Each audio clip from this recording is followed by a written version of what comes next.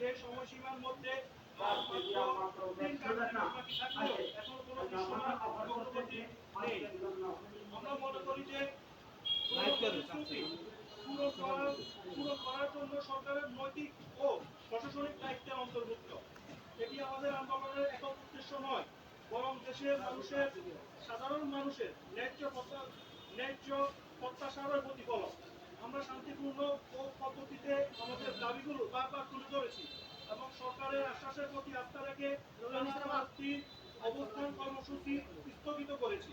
প্রসঙ্গত উল্লেখ্য, সরকারের পক্ষ থেকে আমাদের স্পষ্টভাবে জানানো হয়েছিল জুলাই মাসের পূর্বে অর্থাৎ 30 কার্যদিবসের মধ্যে প্রদান করা হবে। আমরা সেই প্রতিশ্রুতি বিশ্বাস করি এবং সেই প্রতিশ্রুতির প্রতি পূর্ণ আস্থা রেখে ধৈর্য ধারণ করছি।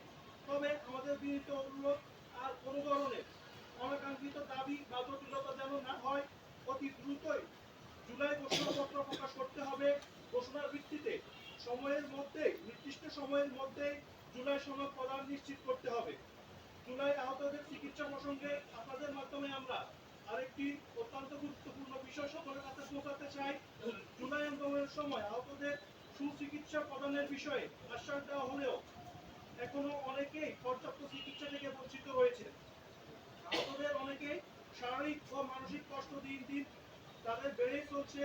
আমরা সংশ্লিষ্ট সকল দায়িত্বশীল কর্তৃপক্ষকে আমাদের প্রিয় সাংবাদিক বন্ধুগণের মাধ্যমে জানাতে চাচ্ছি যে, এবং সংশ্লিষ্ট কর্তৃপক্ষকে আমরা দৃষ্টি আকর্ষণ করছি, আহতদের উন্নত চিকিৎসা ও পুনর্বাসনের বিষয়ে দ্রুত প্রয়োজনীয় পদক্ষেপ গ্রহণ করতে হবে এবং তাদের পরিবারগুলোকে সব ধরনের সহায়তা নিশ্চিত করতে হবে এবং জুলাইয়ের শহীদ পরিবারগুলোকে পর্যাপ্ত পরিমাণে তাদের পুনর্বাসন এবং তাদেরকে সঠিক তত্ত্বাবধায়ন এবং যারা হামলার সম্মুখীন হয়েছে